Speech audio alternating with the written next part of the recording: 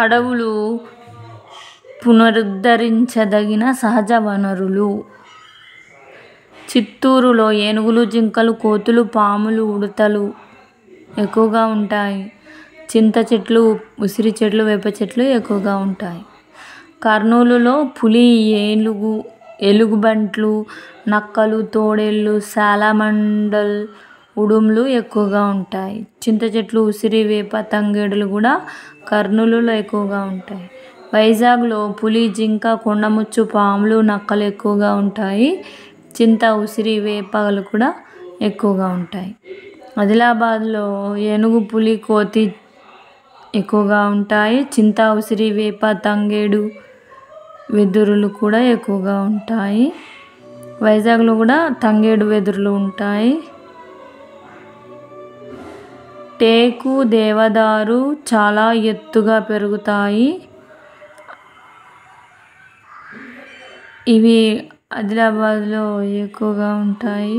తునిక, విప్ప చెట్లు కూడా ఉంటాయి. తునికి చెట్టును అడ్డాకు అని కూడా అంటారు. గుగ్గిలం, తంగేడు, నల్లమద్ది, వెగిష, వెదురు పొదలుగా పెరుగుతాయి. గుగ్గిలం, తంగేడు, నల్లమద్ది, వెగిష, వెదురు అనేవి పొదలుగా పెరుగుతాయి. ప్రకాశం, కర్నూలు, నల్లమలలో పాపినేనిపల్లి, నాయుడు చెరువు తాండాలలో చెంచు వాళ్ళు ఉంటారు.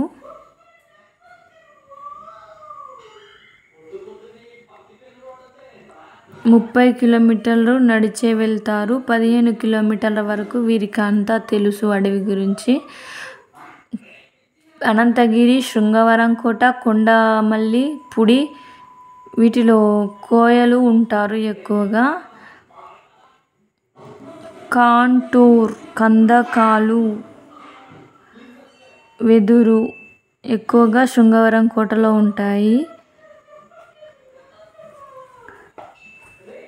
ఏటవాలు ప్రాంతాలలో కాంటూర్, కందకాలు ఉంటాయి. కరక్కాయ, ఎర్రచందనం, నల్లమద్ది, చింత, ఉసిరి ఇవన్నీ కాంటూర్, కందకాలు శృంగవరం కోటలో ఉంటాయి. కాంటూర్, కందకాలు ఏటవాలు ప్రాంతంలో ఉంటాయి. వెదురు, కరక్కాయ, ఎర్రచందనం, నల్లమద్ది, చింత, ఉసిరి కూడా శృంగవరం కోటలో ఉంటాయి ఎక్కువగా. అట్లాగే 1730లో అమృతదేవి వైష్ణవులు 350 మంది వైష్ణవులు కజారి త్యాగం చేశారు. చిప్కో ఉద్యమానికి నాంది అయింది అది. సుందర్లాల్ బహుగుణ 1730లో అమృతదేవి 350 వైష్ణవులు త్యాగం చేశారు. కజారి త్యాగం అంటారు. ఇది చిప్కో సుందర్లాల్ బహుగుణ ఉద్యమానికి తోడైంది. రమ్య నవలాకు తోటలు.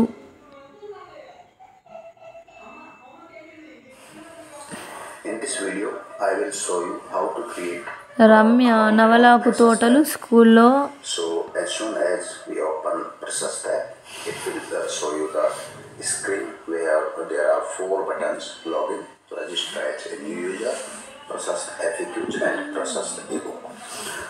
రమ్య నవల తోటలు స్కూల్. కొత్త పదార్థం ఏర్పడితే రసాయన మార్పు అంటారు.